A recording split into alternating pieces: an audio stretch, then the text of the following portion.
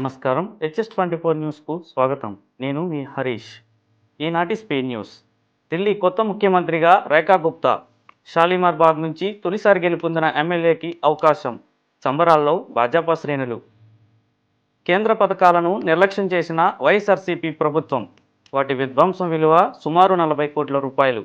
నష్టపోయిన ప్రజలు సుమారు 2 కోట్ల పైమాటే.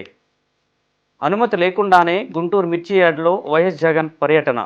పోలీసులకు ఎన్నికల సంఘం అధికారుల ఫిర్యాదు. నల్లపాడు పోలీస్ స్టేషన్లో కేసు నమోదు. కృష్ణా జిల్లా గన్నవరం మండలంలో విద్యార్థినుల అదృశ్యం. ముస్తాబాద్కు చెందిన 5 బాలికలు. దర్యాప్తు చేపట్టిన పోలీసులు. రాజస్థాన్లోని ఉదయపూర్లో 3 రాష్ట్రాల నీటిపారుదల మంత్రుల భేటీ. జల వివాదాలు సానుకూలంగా పరిష్కరించుకునేందుకు అంగీకారం. రైతుల శ్రేయస్సు కోసం కృషి చేద్దామని నిర్ణయం. మరిన్ని వివరాలకు keep watching HS24 news. Like, share, subscribe చేయండి.